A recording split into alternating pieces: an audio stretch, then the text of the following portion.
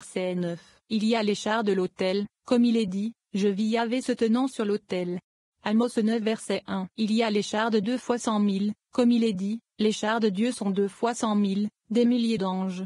Psaume 68 verset 17. Il y a les chars de la tente, comme il est dit, Yahvé apparut dans la tente en une colonne de nuée. Deutéronome 31 verset 15. Il y a les chars de la tente de rencontre, comme il est dit, Yahvé lui parla depuis la tente de rencontre. Lévitique 1 verset 1. Il y a les chars du propitiatoire, comme il est dit, il entendait la voix qui lui parlait de dessus le propitiatoire. Nombre 7 verset 89. Il y a les chars de la pierre de saphir, comme il est dit, sous ses pieds il y avait comme l'aspect d'un ouvrage en plaque de saphir. Exode 24 verset 10. Il y a les chars des aigles, comme il est dit, je vous ai porté sur les ailes des aigles. Exode 19 verset 4. Ce ne sont pas des aigles, mais ils volent comme des aigles. Il y a les chars d'acclamation, comme il est dit, Dieu est monté dans l'acclamation. Psaume 47 verset 5. Il y a les chars d'Aravot, comme il est dit, exaltez celui qui chevauche Aravot. Psaume 68 verset 4. Il y a les chars des nuées, comme il est dit, il fait des nuées ses chars. Psaume 104 verset 3. Il y a les chars des vivants, comme il est dit, les vivants couraient et revenaient. Ézéchiel 1 verset 14. Ils couraient avec permission et ils revenaient avec permission, car la Shekinah est au-dessus de leur tête. Il y a les chars des roues, comme il est dit, va vers les intervalles de la roue.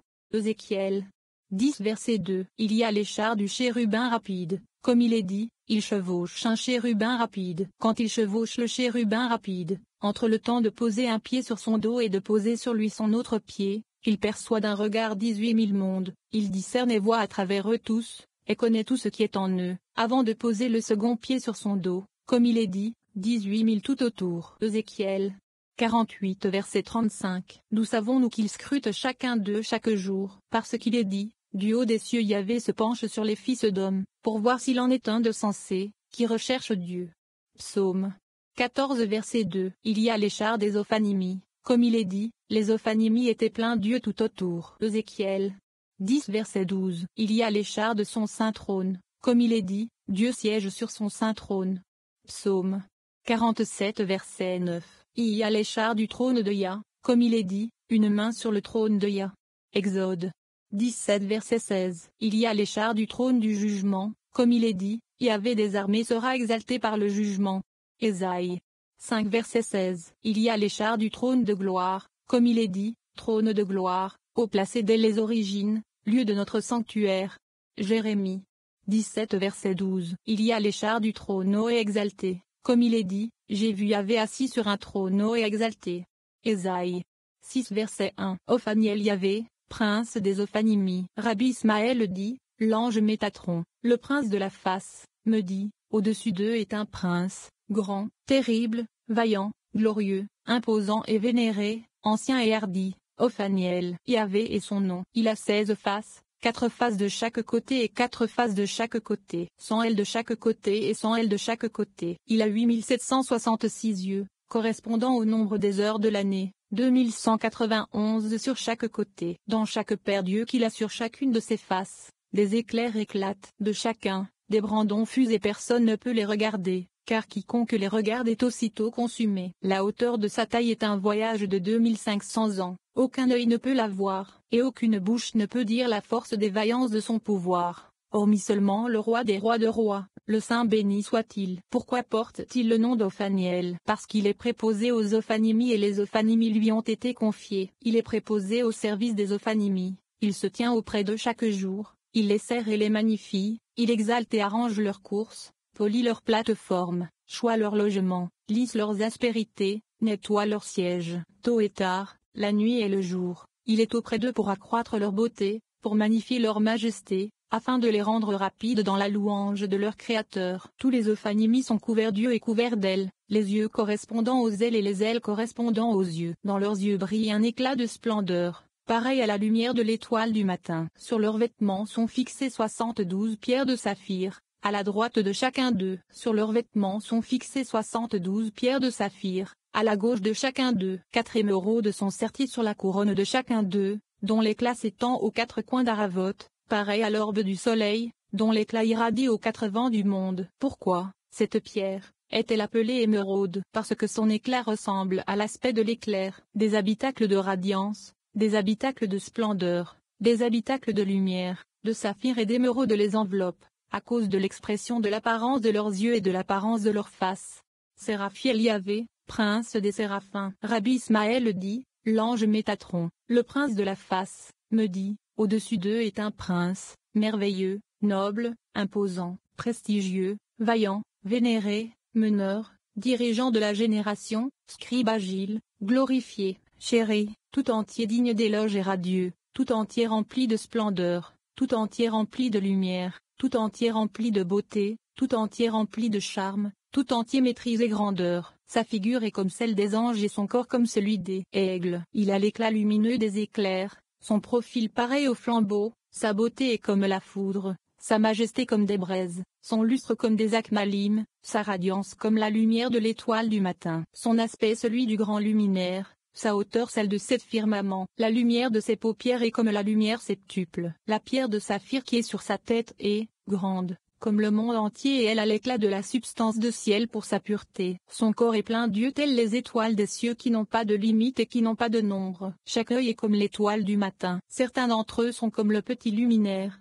certains autres comme le grand luminaire. De ses chevilles à ses genoux il ressemble à des étoiles éblouissantes. De ses genoux à ses hanches à l'étoile du matin. De ses hanches à sa ceinture au luminaire de la lune. De sa ceinture à son cou au luminaire du soleil. De son cou au sommet de sa tête à la lumière indéfectible. La couronne qui est sur sa tête est comme l'éclat du trône de gloire. La dimension de cette couronne est de 502 années de marche. Il n'est aucun type d'éclat lumineux, aucun type de splendeur, aucun type de rayonnement, aucun type de luminosité dans le monde qui ne soit fixé sur cette couronne. Le nom de ce prince est Séraphiel Yahvé. Le nom de la couronne sur sa tête est prince de paix. Pourquoi porte-t-il le nom de Séraphiel Yahvé? Parce qu'il est préposé aux séraphins et les séraphins de flamme lui sont confiés. Il se tient auprès d'eux la nuit et le jour et leur enseigne un chant, un psaume, un éloge, un vivat et une ovation pour qu'ils magnifient leur roi par toutes sortes de louanges et de sanctifications. Combien sont les séraphins? 4.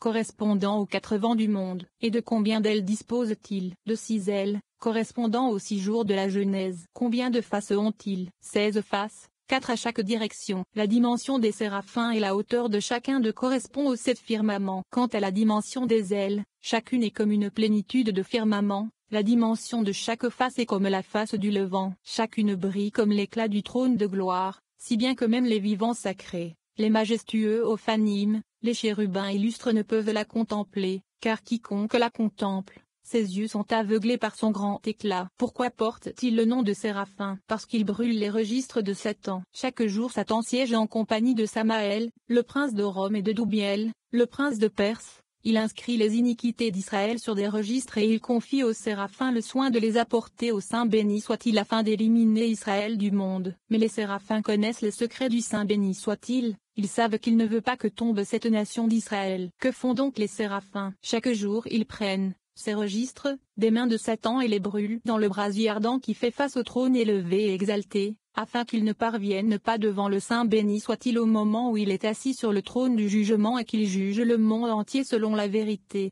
D'Adveriel Yahvé, préposé aux archives. Rabbi Ismaël dit, l'ange Métatron, le prince de la face, me dit, au-dessus des séraphins est un prince, plus exalté que tous les princes, plus merveilleux que tous les officiants. D'Adveriel Yahvé est son nom. Il est préposé aux archives. Il extrait et apporte la mallette aux écrits à l'intérieur de laquelle se trouve le livre des mémoires devant le Saint béni soit-il. Il identifie les sceaux de la mallette, il l'ouvre et prend les livres, qu'il remet entre les mains du Saint béni soit-il et le Saint béni soit-il les prend et les place en sa présence devant les scribes, pour qu'ils soient lus dans le grand tribunal situé dans la hauteur du firmament Aravot, devant la famille d'en haut. Pourquoi porte-t-il le nom de D'Adveriel? Parce que de toute parole sans exception qui émane de lui est créé un ange. Et il se joint au chant des anges officiants et entonne le chant devant le Saint béni soit-il quand le moment est venu de dire saint.